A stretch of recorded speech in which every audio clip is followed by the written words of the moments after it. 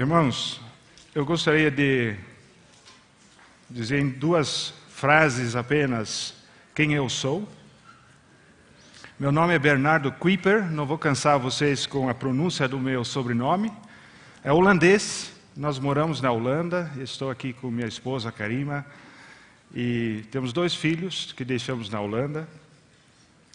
E gostaria também de trazer saudações dos irmãos com quem reunimos na Holanda, numa pequena cidade chamada Deventer. Não é do porte de São Paulo, também nem de Porto Alegre ou Goiânia. Uma cidade de uns 120 mil habitantes no interior da Holanda. O interior da Holanda é quase tudo fora de Amsterdã. Você sai de Amsterdã, você está no interior da Holanda. Você continua mais um pouco, você já está na Alemanha.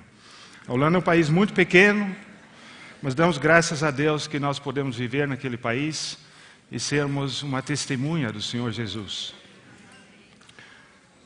Eu peço compreensão dos irmãos, porque eu falo português, sou nascido no Brasil e passei grande parte da minha juventude aqui, mas depois passei muitos anos fora na Holanda e o meu vocabulário é um pouco restrito. Quem sabe, às vezes, eu vou pedir ajuda de algum irmão para achar a palavra certa.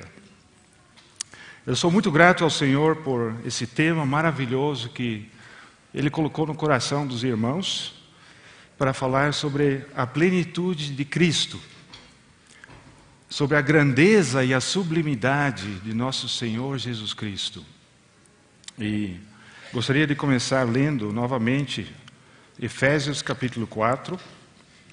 A partir do versículo 7, leiamos até o versículo 16. E a graça foi concedida a cada um de nós, segundo a proporção do dom de Cristo. Por isso diz, quando ele subiu às alturas, levou cativo o cativeiro e concedeu dons aos homens. Ora, que quer dizer subiu, senão que também havia descido até as regiões inferiores da terra? Aquele que desceu é também o mesmo que subiu acima de todos os céus para encher todas as coisas.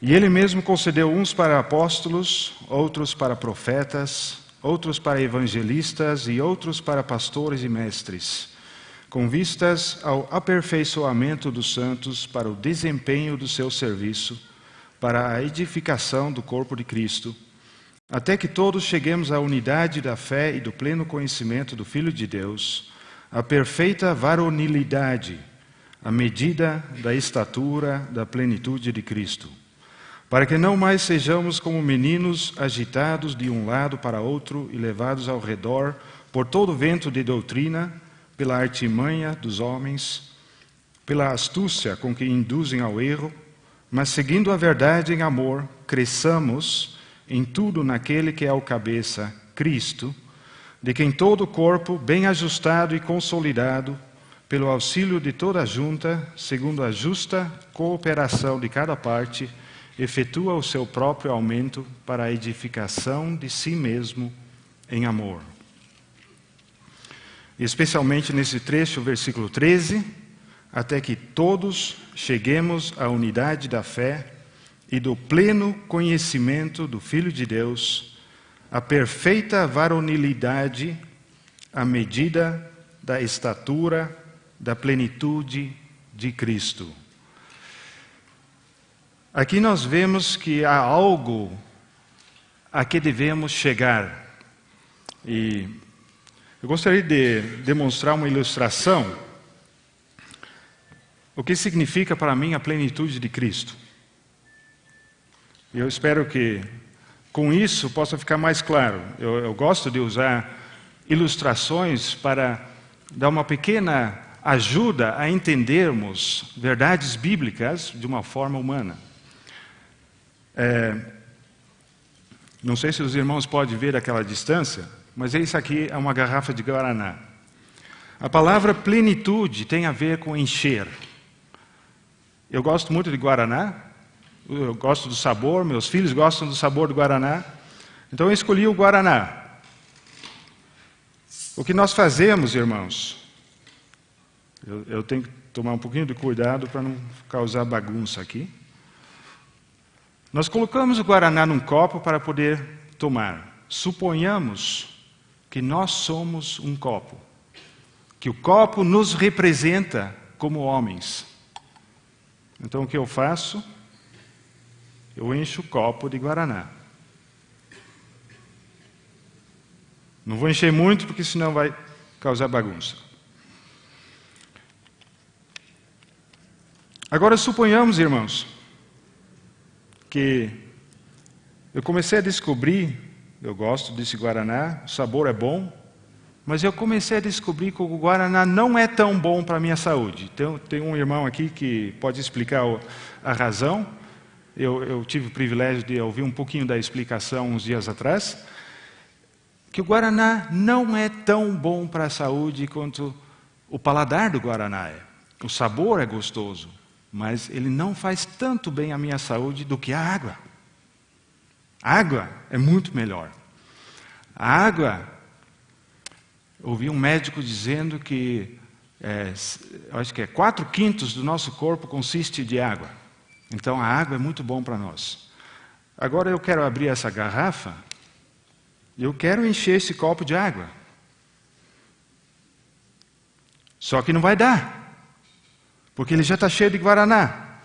Então o que é preciso fazer, irmãos? E agora eu não vou poder continuar muito bem com o exemplo, então eu vou usar outro. Porque senão vai fazer muita bagunça aqui. Agora, nesse caso, o Guaraná tem que ser despejado, mas eu não vou despejar ele aqui, né? Alguém vai poder beber depois. Eu despejei o Guaraná, eu esvaziei o copo para poder encher o copo de água. Agora eu esvaziei o copo, esse copo de Guaraná está vazio agora. Agora eu vou poder enchê-lo de água. Agora sim. Agora é possível encher o copo de água. A água poderia ser representada pela vida de Cristo.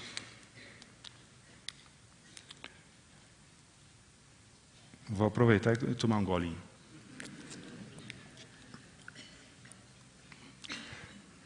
Agora eu vou querer ir um pouquinho mais além, mas não vou poder demonstrar essa ilustração aqui. E é uma ilustração, eu vou dizer, foi um irmão que já avançado em idade, que nos visitava algumas vezes na Holanda, mais ou menos 20 anos atrás, um pouquinho mais, 25 a 20 anos atrás. Ele era um missionário que cresceu na igreja de T. Austin Sparks, em Londres, e foi enviado como missionário para a Índia. E na Índia ele foi usado pelo Senhor juntamente com um irmão chamado Bhakt Singh, e o Senhor deu um grande avivamento. Mais de 1000 assembleias surgiram durante o ministério do irmão Bhakt Singh. Esse irmão é chamado Goldsworthy, e ele assistia juntamente com outro irmão, aquele irmão Bhakt Singh, no seu ministério. Depois ele se mudou para a Austrália, e quando estava na Austrália ele fez várias visitas a nós, e nós fomos muito abençoados pelo ministério dele. E uma das coisas que ele falava, e ele já tinha mais de 80 anos de idade, eu estou apenas começando a ver algo do grande mistério de Deus, do conhecimento de Jesus Cristo. E os irmãos já explicaram antes de mim, como só por revelação nós podemos chegar ao conhecimento de Jesus Cristo. Esse irmão já estava trabalhando para o Senhor há muitos anos. Ele tinha a humildade de falar, eu estou apenas começando a ver algo do grande mistério de Deus. E como o irmão Christian já nos explicou ontem, nós temos necessidade de todos os santos para podermos compreender a grandeza do amor de Jesus Cristo. Nós não podemos compreender com 2, 3, 4, mesmo que sejam 100, 200, 300 reunidos, onde estamos reunidos. Nós somos um grupo de mais ou menos 50, quando nós incluímos todas as crianças e criancinhas também. Não é um grupo grande, mas nós somos muito limitados para poder compreender o grande amor do Senhor Jesus Cristo. Então, continuando a ilustração, ele falava assim, esse irmão Goldsworthy, Ele falava assim: se eu tenho esse copo cheio da vida do Senhor Jesus Cristo, eu sou o vaso, eu sou o homem que recebe das grandes grandezas, das grandes bênçãos do Senhor Jesus. E eu me enchi. Mas eu não cheguei ainda à plenitude, porque, veja só, se eu lanço esse copo cheio de água para dentro do mar, e todos os copos individuais são lançados para dentro do mar, então ele vai ficar completo, ele vai transbordar. Então nós vamos estar cheios de Jesus Cristo. E é sobre isso que estamos falando esses dias, irmãos. A plenitude de Jesus Cristo. A plenitude, a parte que eu gostaria de ressaltar, é o processo pelo qual o Senhor enche. A plenitude é o resultado de encher algum vaso, algum copo, até que ele transborde. Quando ele transborda, chegou a plenitude em si mesmo. Quer dizer que a plenitude é o final de um processo. E nós vamos ver mais significado da palavra que é usada para plenitude no grego. A palavra usada é pleroma. Pleroma. E significa exatamente isso, o resultado de algo que foi enchido, que se encheu, até que transborde. É o final daquele processo. E eu vou mencionar outra palavra grega, que é a palavra teleios, ou teleio, que também encontramos essa palavra em Efésios 4:13, e ela está relacionada com essa palavra pleroma. A palavra teleio é a palavra a perfeita varonilidade. Perfeita. Paulo fala aqui, até que todos cheguemos à unidade da fé e do pleno conhecimento do Filho de Deus, à perfeita varonilidade, ao homem perfeito. Isso significa o homem maduro. Isso é usado para aqueles que chegaram à maturidade. E esse é o texto que eu vi no site de A Maturidade, Efésios 4:13, até que cheguemos à unidade da fé, do pleno conhecimento do Filho de Deus, à perfeita varonilidade, à medida da estatura da plenitude de Cristo. É um alvo a ser alcançado. O crescimento é pouco a pouco, gradativamente, nós vamos crescer até que nós cheguemos ao alvo final, o destino final. O destino final descrito aqui como a estatura da plenitude, e antes disso, a perfeita varonilidade. Eu tenho que dizer que uma palavra assim como varonilidade é um pouco difícil para mim entender, mas quando eu leio o homem perfeito, acho que a edição corrigida fala assim, traduz assim, ao homem perfeito, ao homem maduro, adulto, amadurecido. Então eu compreendo muito melhor. Eu gostaria de ressaltar nessas 4 sessões que os irmãos me concederam para compartilhar, o processo pelo qual passamos, pelo qual passaram homens de Deus no Antigo Testamento, pelo qual passou o próprio Senhor Jesus Cristo, para ser aperfeiçoado, pelo qual passamos cada um de nós, até que nós cheguemos a este alvo que nós vemos aqui em Efésios 4:13. Um alvo a ser alcançado. Então, assim, eu dei o título a essas mensagens, Alcançando a Sua Plenitude. Eu gostaria de, primeiro, dar uma olhada melhor a essa palavra pleroma. E eu vou começar lendo, e eu espero, irmãos, que vocês não achem ruim, mas eu tenho muitos versículos para lermos juntos da palavra. Eu gosto de falar pouco e deixar a palavra falar muito. Eu gostaria de começar em Marcos 2, 21. Marcos 2, 21. E estamos, então, vendo onde a palavra pleroma é usada, não todos os versículos onde é usado e nem todos os significados, mas tirando alguns, ressaltando alguns, e também a palavra, o verbo. Pleroma é o substantivo, o verbo também é usado em vários lugares, além de, uma vez, quero mencionar um versículo onde é usado o adjetivo. Começando em Marcos 2, 21, para podermos compreender um pouco mais do significado dessa palavra plenitude, que no grego é pleroma. Marcos 2, 21.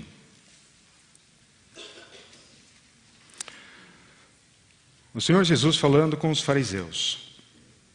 Ninguém costura remendo de pano novo em veste velha, porque o remendo novo tira parte da veste velha e fica maior a rotura. Quando eu era menino, nós usávamos blusa de lã, e quando usava demais, então começava a criar buraco aqui nos cotovelos. E minha mãe pegava um pedaço de pano e costurava por cima daquele buraco e podíamos usar a blusa por mais tempo. Aquilo é um remendo. Esse é o remendo a que o Senhor Jesus se refere aqui. Um pano novo em veste velha. A veste é velha, está se rasgando, está precisando de reparo. Então, alguém tenta colocar um remendo. O Senhor Jesus está avisando aqui, se você usa pano novo para colocar em veste velha, a rotura pode ficar maior. Em vez de ajudar, vai piorar. O remendo, então, é um complemento daquela veste velha que está criando buraco. É algo que está preenchendo uma lacuna. Esse é um dos significados da palavra pleroma. Lacunas sendo preenchidas. Os jovens aqui devem conhecer. Faz muitos anos que eu fiz algum exame, algum teste aqui no Brasil. Mas lá na Holanda está sendo usado até hoje. Essa prova que você tem que fazer, português, por exemplo, no caso de vocês, talvez melhor em inglês, que está escrito uma frase, mas tem uns pontinhos lá e você tem que preencher a palavra que tem que ser preenchida naquela lacuna, naqueles pontinhos. Você tem a frase, mas você precisa preencher o que está faltando. Essa é a ideia desse remendo. Aquilo que abriu uma lacuna precisa ser preenchido. Então vamos para o próximo, Marcos 8, versículo 20. Marcos 8, versículo 20. E há outros versículos sendo usados nesse mesmo contexto. O Senhor Jesus falando sobre a maravilhosa multiplicação dos pães. E ele está falando aos discípulos, lembram do que eu fiz. E de quando parti os 7 pães para os 4.000, quantos cestos cheios de pedaços recolhestes? Só essa parte, irmãos. O Senhor Jesus ele fala das 2 vezes que ele multiplicou os pães. Quantos cestos cheios? Quantas plenitudes de cestos?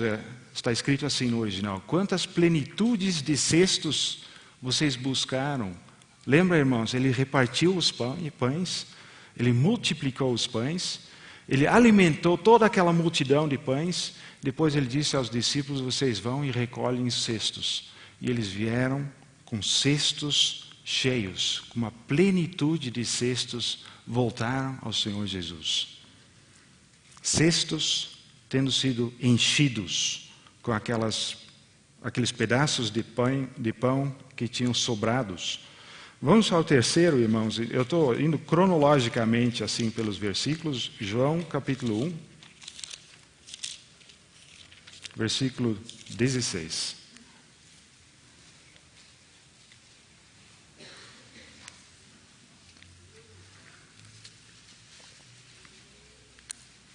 João 1. Vamos ler o 14 também.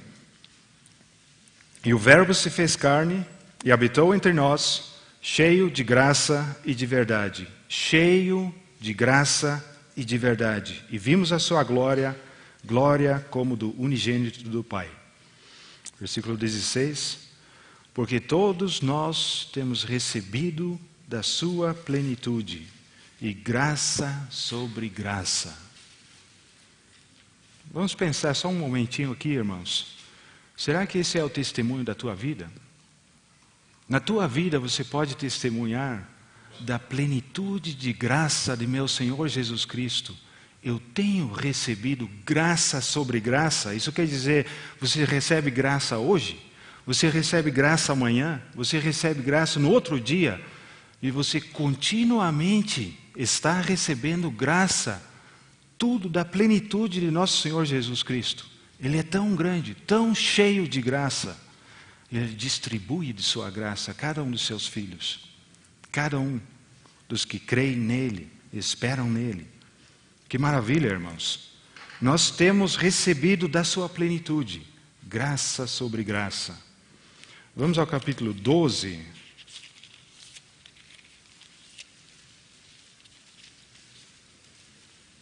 Nós vemos então, a plenitude de Jesus Cristo é tão grande que transborda para nós. Versículo 12, capítulo 12, versículo 3. E a história é conhecida. Maria ungindo ao Senhor Jesus. Então Maria, tomando uma libra de bálsamo de nardo puro, muito precioso, ungiu os pés de Jesus e os enxugou com seus cabelos. E encheu-se toda a casa com o perfume de bálsamo. Ela ungiu os pés do Senhor Jesus e a casa se encheu da fragrância daquele perfume. Uma casa sendo enchida com perfume. Outro uso da palavra, do verbo, João 16. João 16, versículo 6 e versículo 24. Duas coisas com o que nossos corações podem ser cheios, enchidos. João 16, versículo 6. Pelo contrário, porque vos tenho dito essas coisas, a tristeza encheu o vosso coração. 24. Até agora nada tendes pedido em meu nome. Pedi e recebereis, para que a vossa alegria seja completa. Aqui também é usada para que vocês sejam enchidos de alegria. Enchidos. Quer dizer, quando você enche completamente, você completou, né? Eu lembro que quando a gente vai com o carro abastecer, a gente quer encher o tanque, a gente fala completo, por favor. Então é esse o uso da palavra. Completo significa encheu totalmente. Pode ser de tristeza, pode ser de alegria. E o Senhor tira a nossa tristeza para dar ao invés a sua alegria nos nossos corações. Até transbordar, irmãos. Quem sabe a gente volta a esses assuntos mais tarde. Mais um uso, Romanos capítulo 15.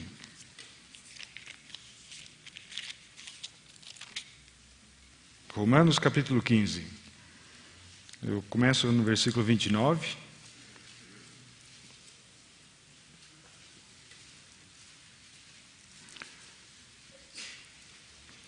Onde Paulo escreve aos romanos acerca do desejo que ele tem de visitá-los.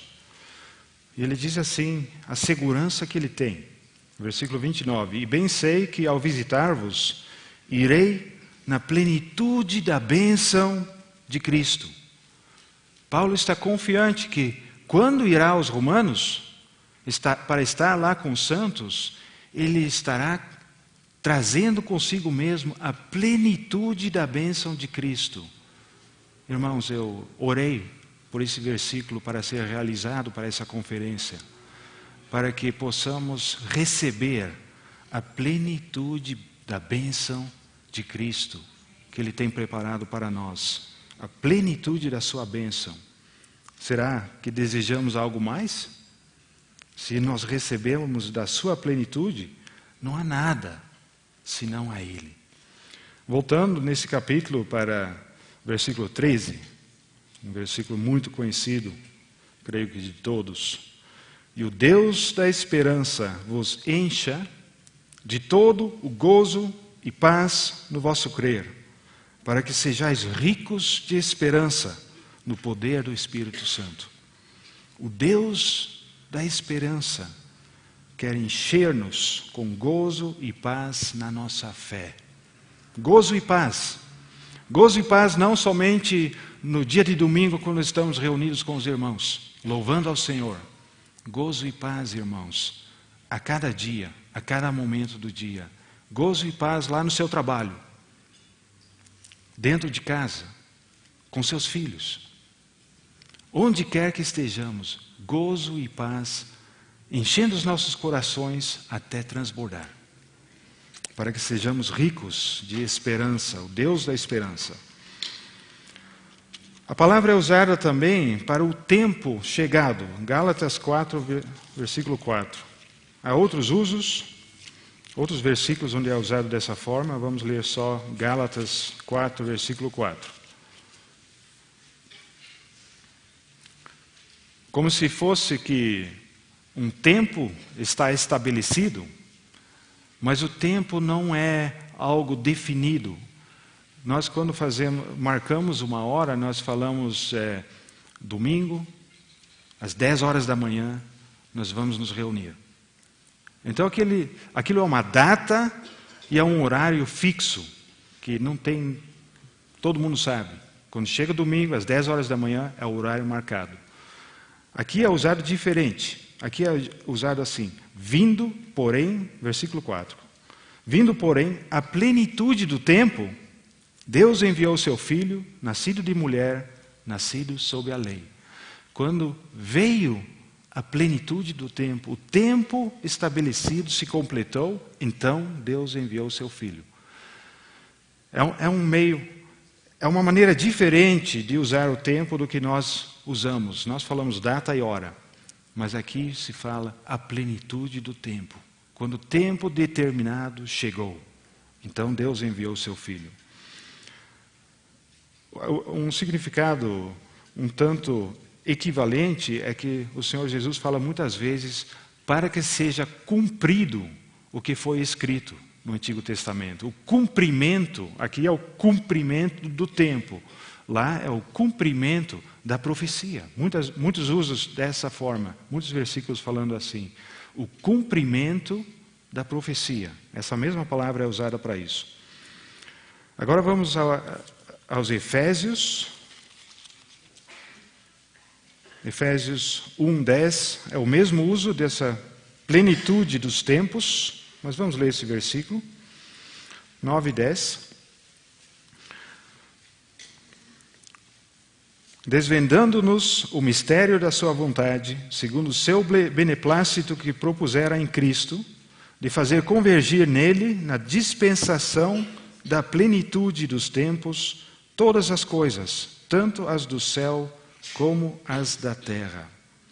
Então, na dispensação da plenitude dos tempos, isso quer dizer, nos tempos do fim, antes da vinda do Senhor Jesus Cristo, Deus quer fazer convergir nele, nessa dispensação da plenitude dos tempos, quando o fim dos tempos é chegado, Deus quer fazer convergir nele todas as coisas, tanto do céu como da terra.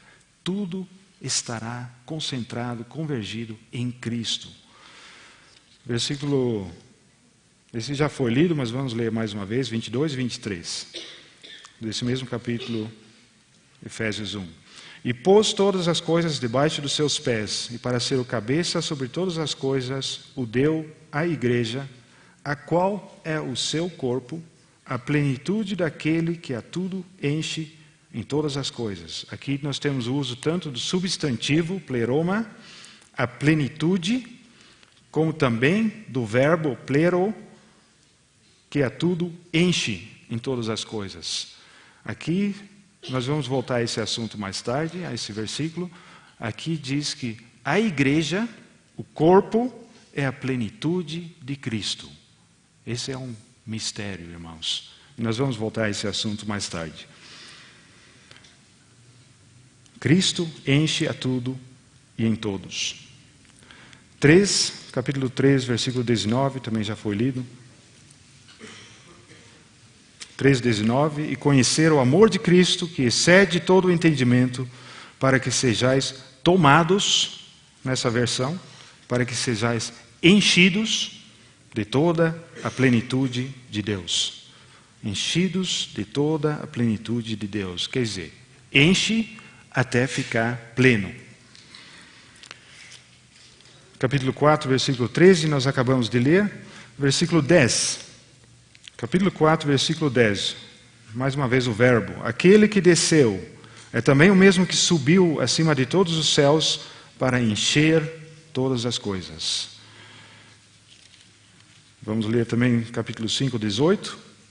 Capítulo 5, versículo 18. E não vos embriagueis com vinho, no qual há dissolução, mas enchei-vos do Espírito.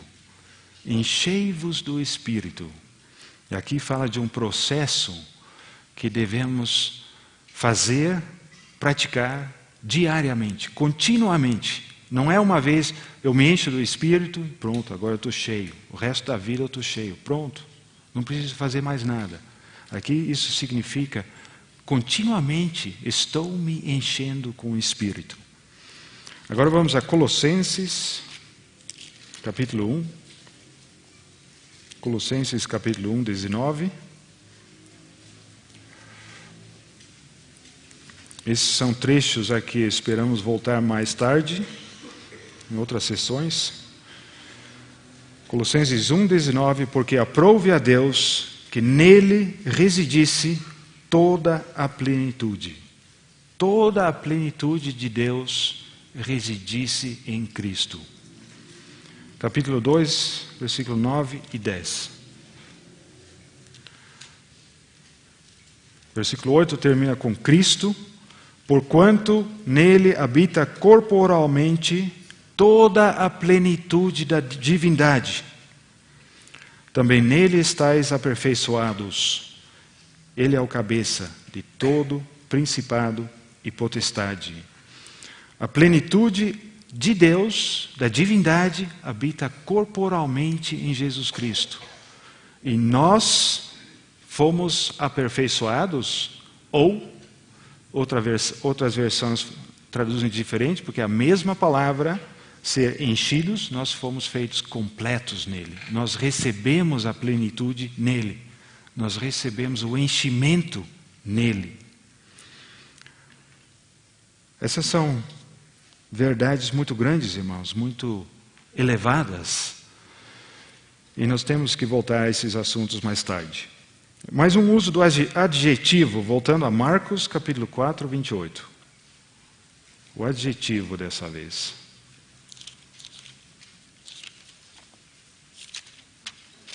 A gente percebe que a palavra pleroma é traduzida como plenitude, como também perfeição. E o verbo também, às vezes, é traduzido como aperfeiçoado. É por isso que o relacionamento entre as duas palavras, pleroma e teleios, é tão próxima. Agora aqui, Marcos 4, 28, é uma parábola de uma semente a que é comparada ao reino de Deus.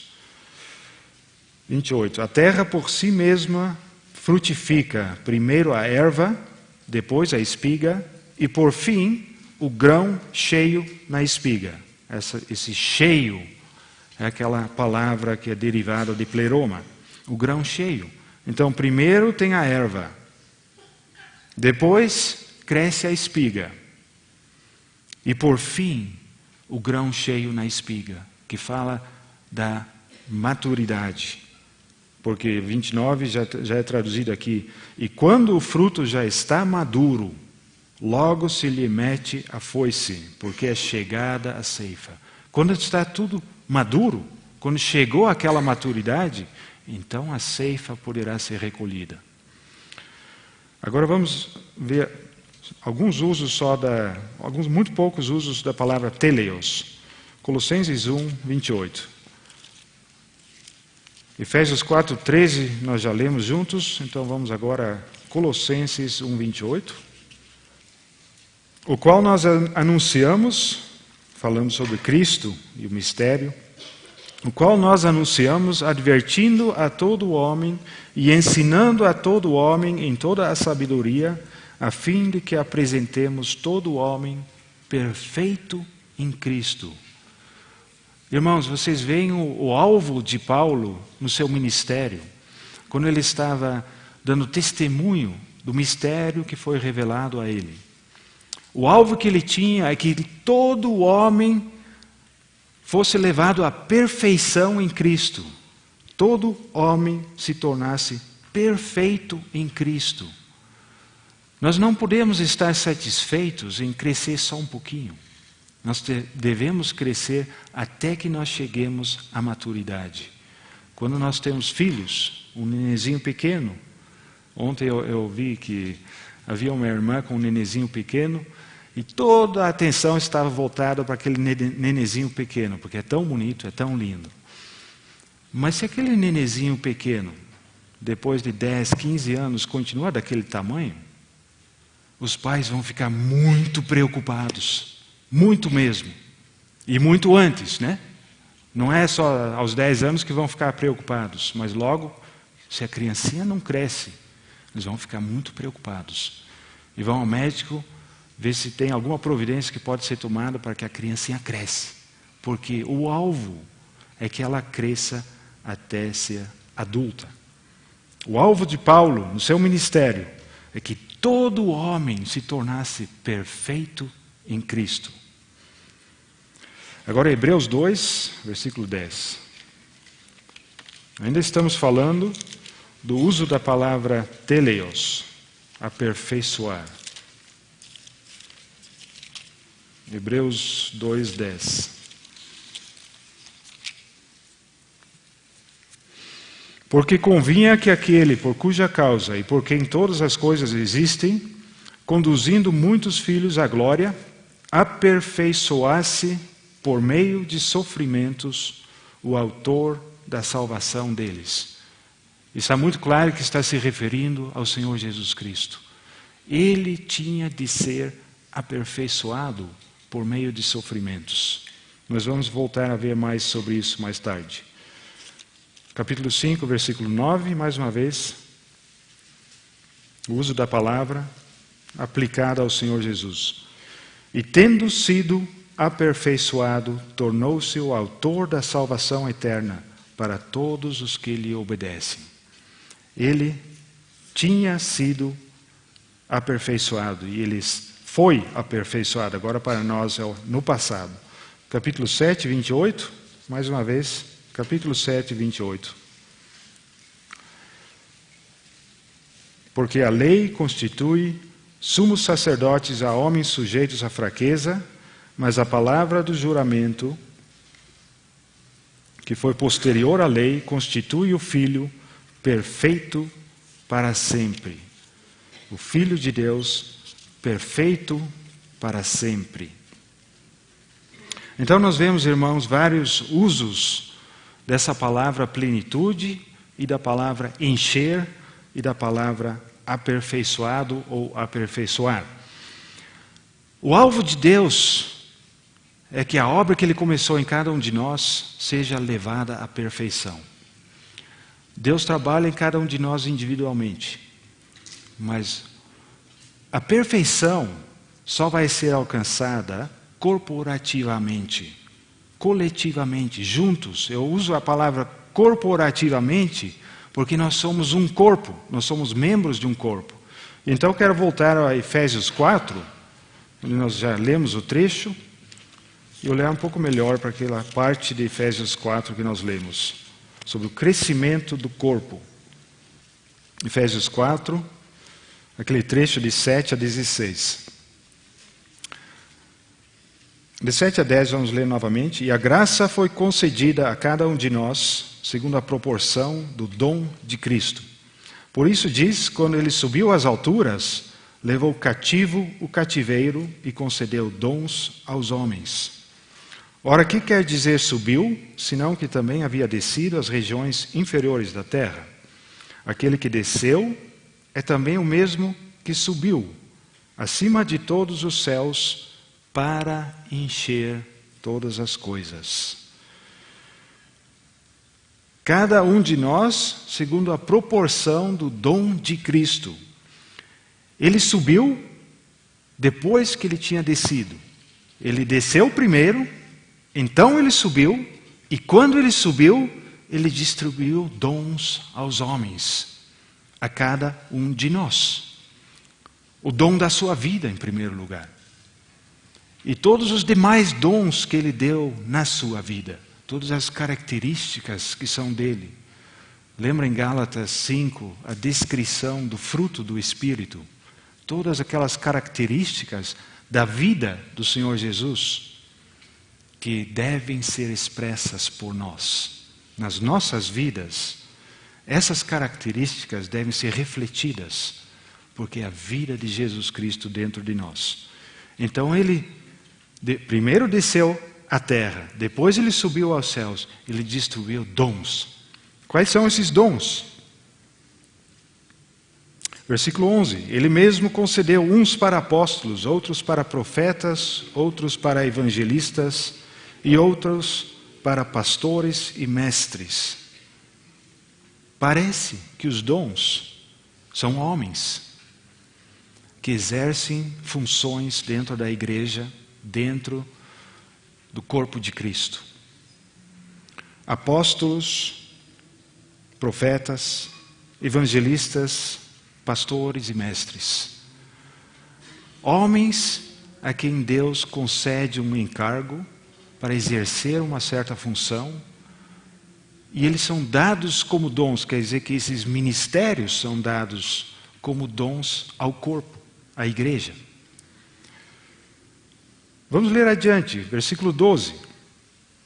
Com vistas ao aperfeiçoamento dos santos, para o desempenho do seu serviço, para a edificação do corpo de Cristo. Quando diz com vistas, quer dizer que tem um alvo aqui. Por que os dons foram dados? Por que esses ministérios são levantados pelo Senhor e dados como dons à sua igreja? Tendo em vista o aperfeiçoamento dos santos. Lembram que a gente leu todo homem perfeito em Cristo? Que esse é o alvo de Paulo no seu ministério. Ele era mais do que só apóstolo, ele era mestre, ele era evangelista também. Ele era profeta. Ele tinha quase todos os dons. Mestre, pastor. O desejo de cada um que serve ao Senhor é que todos cheguemos, alcancemos aquela plenitude de Cristo. Aqueles são os verdadeiros servos de Deus, os verdadeiros ministérios exercidos no corpo de Cristo. Então, esse é o alvo, o aperfeiçoamento dos santos. De fato, a palavra aperfeiçoamento significa equipar. Equipar os santos, você equipa. Um esportista, por exemplo, o que nós temos lá na Europa muito é o ciclismo, por exemplo. Só um exemplo que me vem na cabeça agora. O ciclismo. Aquelas pessoas correm muito rápido naquela bicicleta. Eles percorrem toda a França em 20 e poucos dias. São os que melhor sabem o ciclismo. Eles são os melhores naquele esporte. Mas eles precisam ser equipados. Por exemplo, eles têm uma bicicleta. Não uma, né?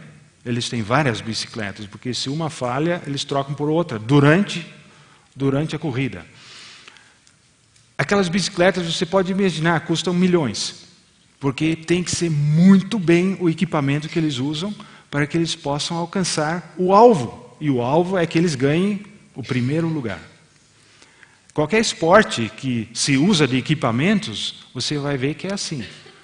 Outras pessoas estão providenciando o equipamento para que aquele corredor possa ter toda a oportunidade de alcançar o primeiro lugar. Então esses apóstolos, mestres, pastores, eles foram dados à igreja para equipar os santos. Para quê? Para o desempenho do seu serviço. Serviço de quem? Serviço dos santos, irmãos. Os santos têm serviço para fazer. Não é só os apóstolos, os mestres, os pastores, os evangelistas que têm serviço para fazer. Todos os santos têm uma função a executar no corpo de Cristo. Cada um de nós, você e eu. Não é sempre o mesmo trabalho. Um tem um trabalho aqui, outro tem um trabalho ali. O serviço pode ser diferente, mas nós todos devemos desempenhar o nosso serviço para que seja alcançada aquele alvo. Seja alcançado aquele alvo. E o alvo, a gente já leu em versículo 13, a edificação do corpo de Cristo até que todos cheguemos à unidade da fé, do pleno conhecimento do Filho de Deus, ao homem perfeito, à medida da estatura da plenitude de Cristo. Para que não mais sejamos como meninos, agitados de um lado para outro e levados ao redor por todo vento de doutrina, pela artimanha dos homens, pela astúcia dos que induzem ao erro. No início é assim. É por isso que tem crescimento. No início, nós facilmente somos levados para o lado, desviando daquilo que Deus quer. Porque ainda não estamos estabelecidos, não somos adultos ainda. Não temos aquela compreensão da vida cristã, da vontade de Deus. Nós precisamos crescer, nós precisamos aprender com Cristo. No início, então, somos facilmente levados, agitados de um lado para outro. Alguém vem, fala aquilo, isso é uma boa ideia. Outra pessoa vem e fala outra coisa, mas isso também é uma boa ideia. E a gente facilmente pode seguir vários conselhos.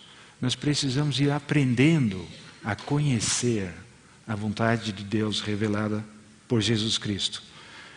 Mas no final, nós não seremos mais como meninos, não seremos mais agitados, nós vamos ser firmes no caminho da fé, alcançando o alvo.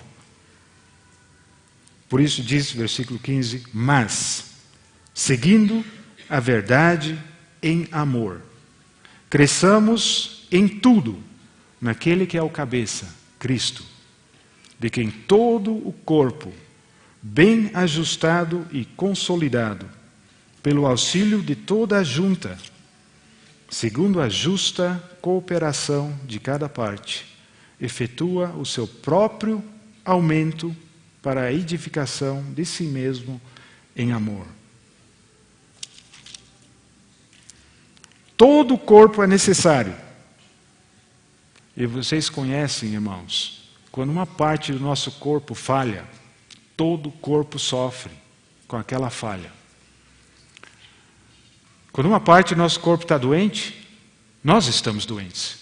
Nós não podemos funcionar como devemos. Quando só o dedãozinho do pé está machucado, é uma dificuldade para andar. E assim, todos no corpo são necessários para alcançar aquele estado de adulto, aquela estatura da plenitude de Cristo. Todo o corpo bem ajustado e consolidado, o auxílio de toda a junta, cada parte do corpo tendo sua própria função, deve exercer sua função para que o corpo alcance aquele alvo final. Interessante isso, irmãos, no versículo 16. Com a justa cooperação de cada parte, efetua o seu próprio aumento para a edificação de si mesmo em amor. Então, irmãos, não é aquela pessoa que está pregando a palavra que edifica a igreja. Não é. Aquela pessoa está sendo usada por Deus para que os santos edifiquem a si mesmo em amor. Quer dizer, os próprios membros do corpo, eles promovem o aumento e a edificação de si mesmo.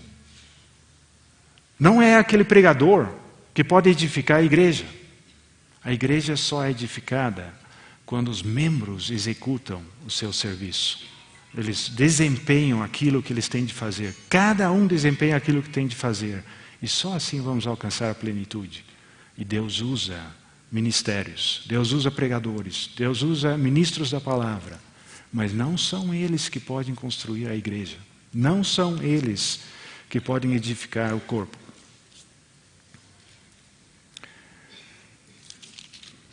O tempo está indo mais rápido do que eu pensava, como de costume. Eu acho melhor ficar por aqui hoje, irmãos. E amanhã eu vou brevemente dizer o que eu ainda mais quero dizer. Partindo daqui, eu gostaria de ver como o processo do qual eu estava falando, o processo de enchimento, que é o processo que eu demonstrei na ilustração, de primeiro ter que esvaziar, para depois poder encher, como esse processo operou. Em primeiro lugar, no Senhor Jesus Cristo. E eu tenho 3 partes. Primeiro, a parte antes da sua vinda à terra, nós vemos como ele era cheio, como ele era pleno, a plenitude de Deus estava com ele. E a segunda parte é a parte durante a sua humanidade, o tempo que ele peregrinou sobre a terra e ministrou aqui entre nós como homens. Como ele era cheio de Deus, cheio de várias outras coisas. E depois, a plenitude que ele recebeu, depois que ele foi exaltado aos céus. Depois da sua ressurreição, que ele foi elevado aos céus. Começando com isso, nós primeiro olhamos para o método que Deus usou para aperfeiçoar o seu Filho. Hebreus 2:10. O método que Deus usou para aperfeiçoar o seu Filho através dos sofrimentos que ele teve de sofrer. Depois, nós queremos ver como o homem é necessitado de ser enchido por Deus. O homem, como ele é vazio, e como ele precisa de Deus, e como Deus deseja encher os homens. E a última parte seria o método que Deus usa para nós sermos cheios, para esvaziar-nos e para encher-nos. E eu espero poder dar alguma ajuda prática também, Senhor, da minha própria experiência, que nós experimentamos também como igreja em Deventer, já há muitos anos, reunindo juntos, passando pelas lições que o Senhor tem nos ensinado, para testemunhar daquilo que Deus está fazendo, e está fazendo certamente também com vocês. Então eu queria terminar por aqui, irmãos, por hoje. Eu creio que já está quase na hora do almoço, e continuaremos amanhã. Vamos fazer uma oração.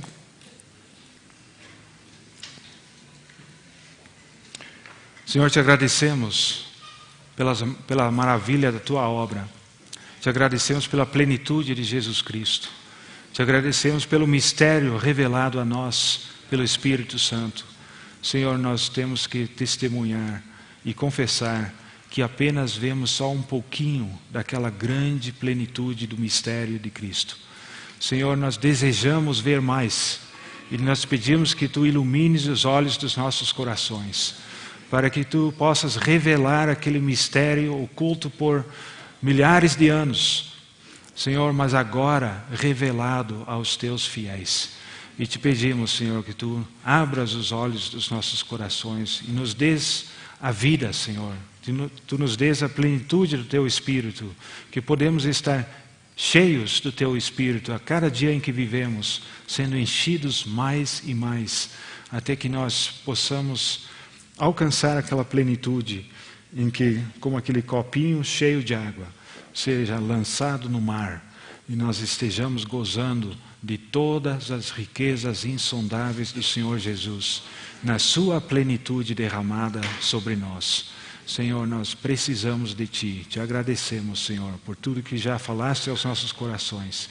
Pedimos que Tua palavra se torne vida dentro de cada um de nós, para a glória do Teu santo nome. Nós te pedimos, em nome do Senhor Jesus Cristo, nosso Senhor amado. Amém.